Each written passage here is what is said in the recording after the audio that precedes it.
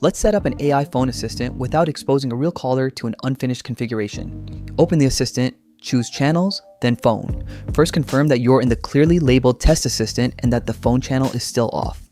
The status cards tell you whether a number is assigned, how many minutes remain, how many calls ran this month, and how many lines can be active at once. Those are operating limits, not decoration.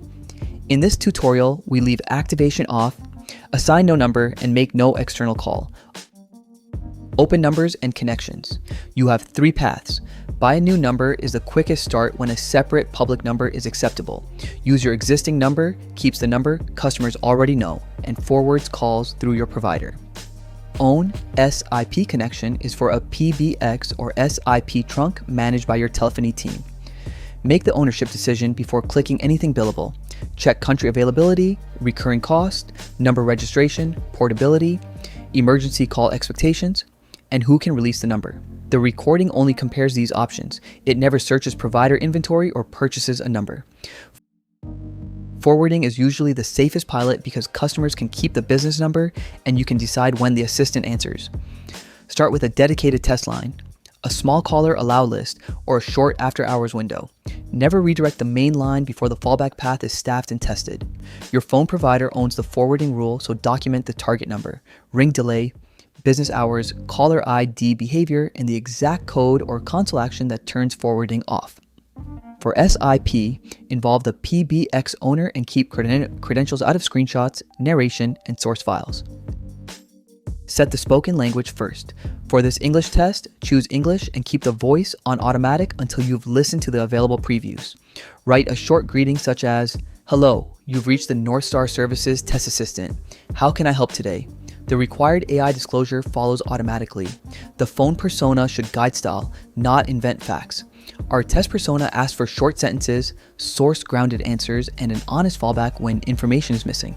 Add only difficult product names as speech recognition terms. Then test them aloud. A keyword boost isn't proof that pronunciation or transcription is correct. Now set boundaries. The prepared test uses a 6-minute maximum, 3 calls per caller per day, balance interruption sensitivity, and no human transfer. That's enough for a receptionist pilot while preventing one caller from consuming the full minute pool. Enable transfer only after approved recipients. Responsibilities, staffed hours, and a fallback are documented. Keep notification recipients narrow because summaries may contain personal data. The interface also shows 2 important safeguards. Callers hear the AI disclosure, and a written transcript is kept only after consent. Your legal and privacy review still has to define purpose, access, retention, and deletion. Expand customized system announcements and read every state as if you were the caller. Start with number unavailable, all lines busy, goodbye, and the inactivity prompt. An error message should say what happened and offer one realistic next step. The future capture uses English test copy and the reserved example address support at example.com. Don't promise a callback, opening hour, or live employee unless that route exists and somebody owns it. Leaving a field empty uses the product default, which is often safer than a clever message nobody has reviewed. Continue with employee transfer, maximum duration, and minutes used up. These messages are easy to forget because they appear only at the edges, but that's exactly when callers need the clearest guidance. Keep them short enough to understand on the first listen.